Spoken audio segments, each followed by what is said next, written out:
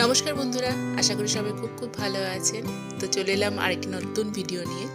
আজকের ভিডিওটি শুরু করলাম কিছু ফুলের ছবি দিয়ে। এই ফুলগুলো আমাদের ফ্ল্যাটেই হয়েছে, কিছু হয়েছে আমাদের ব্যালকনিতে, আর কিছু আমাদের ছাদে রয়েছে।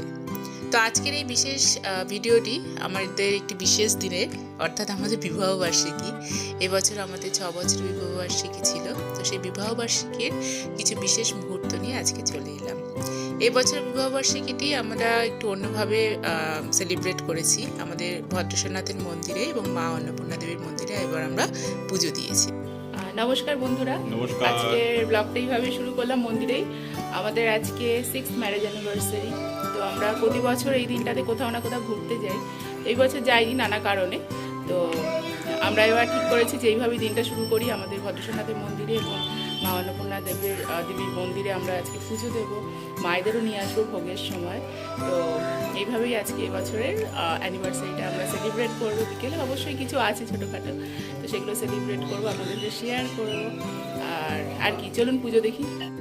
নাথের মন্দির আছে সামনে, তো এটা হচ্ছে অন্নপূর্ণা মায়ের মন্দির। তো আজকে আমরা এখানেই পুজো দিচ্ছি, আর ভোগ নিবেদনও করেছি, তখনও আমরা ভিডিও করবো। ঠাকুরমশাই এটা মাকে পড়ান।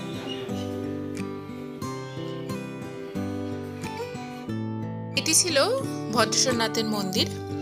এখানে এই ভদ্রেশ্বরনাথের নামে কিন্তু আমাদের এই জায়গাটির নাম হচ্ছে ভদ্রেশ্বর। এখানে আমাদের ভদ্রেশ্বরনাথ কিন্তু স্বয়ম্ভু, অর্থাৎ প্রতিষ্ঠিত নন, উনি স্বয়ম্ভু। এবং বলা হয় নাকি ভদ্রেশ্বরনাথ তারকনাথ, মানে তারকেশ্বরে যে তারকনাথের যে আমাদের যে তারকনাথের যে শিবলিঙ্গ আছে তার দাদা, মানে এরকম একটা কথিত আছে। এবং অনেক পুরনো, মানে আমাদের যে অন্নপূর্ণা মন্দিরটা সেটাই আজকে প্রায় 500 বছরের পুরনো, এবং ভদ্রেশ্বরনাথ কিন্তু আরও পুরনো। এর অনেক ইতিহাস আছে, একদিন অবশ্যই আমি আপনাদের সাথে শেয়ার করব। তো ভদ্রেশ্বরনাথের মন্দিরে আগে ভোগ নিবেদন হয়, তারপরে মা অন্নপূর্ণার ভোগ নিবেদন হয়। তো সেখানে ভোগ নিবেদন হয়ে যাওয়ার পর আমরা আবার অন্নপূর্ণা দেবীর মন্দিরে চলে আসি। এখানে ঠাকুরমশাই আমরা মালা দিয়েছিলাম, সেই মালাটি ঠাকুরকে পরাচ্ছে, এবং আমরা মাকে বলেছিলাম যে দিন শাড়ি পরানোর কথা, কিন্তু সেটা আর হয়ে উঠলো না। তো শাড়িটা নিবেদন করে রাখলাম। ওনারা বললেন যে কোনো বিশেষ দিনে আমরা পরাবো, আপনাদের ফোন করবো, আপনারা এসে দেখে যাবেন। আসলে এই যে পুজো দেওয়া এবং সেখানে কিছুটা সময় কাটানো, এইটার মধ্যে কিন্তু একটা অন্যরকম একটা অনুভূতি থাকে। তো মায়েদের নিয়ে গিয়েছিলাম, মায়েরা খুব সেদিনটা খুব উপভোগ করেছিল, খুব ভালো লেগেছিল। আর বিশেষ দিনে আমি আমার বাড়ির ঠাকুরকেও তো খুব সুন্দর করে সাজাই পুজো দিয়ে, এটা তো আপনারা জানেনই। আর এটা ছিল হচ্ছে আমাদের ওখানকার অন্নপূর্ণা দেবীর এখানে যে আমরা যে ভোগ নিবেদন করেছিলাম, তো সেই ভোগের আমরা কিছুটা নিয়ে চলে এসেছিলাম, এবং বাকিটা ওখানে সব বিতরণ করে দিতে বলেছিলাম।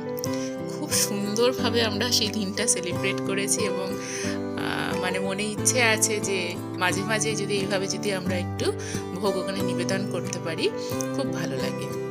কারণ ওখানে অনেক মানে বয়স্ক মানুষরাও থাকেন, যারা ভোগ নেন, খান, এবং তারপরে সে আশীর্বাদ করেন। এই ব্যাপারগুলো না ভীষণ ভালো লাগে। তো এইভাবেই সকালটা কাটলো, এবং বিকেলবেলাতে আবার আমরা নিজেদের মতো করে একটু সেলিব্রেট করলাম।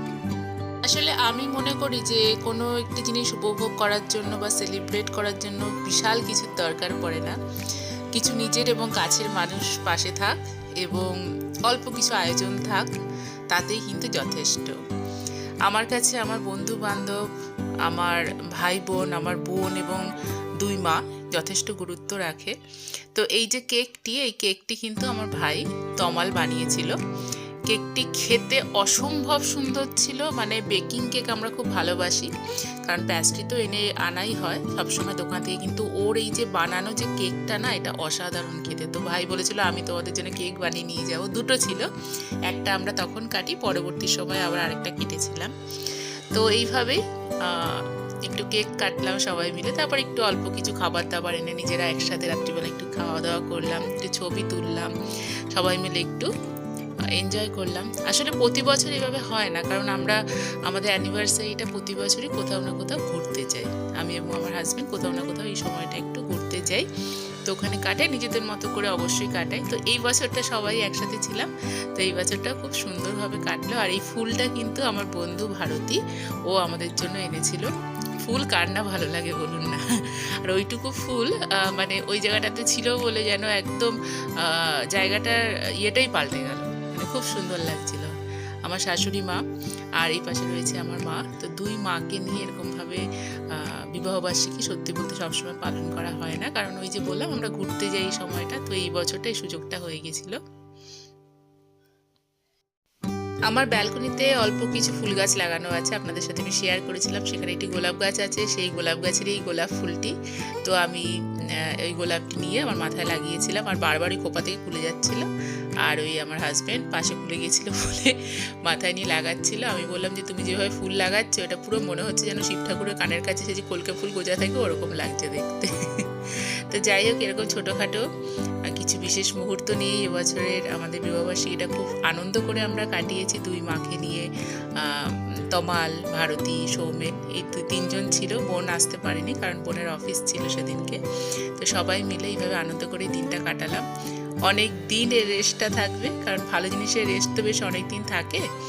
তো এই হচ্ছে ব্যাপার, আপনাদের সাথে শেয়ার করলাম। কেমন লাগলো অবশ্যই আমাদের জানাবেন।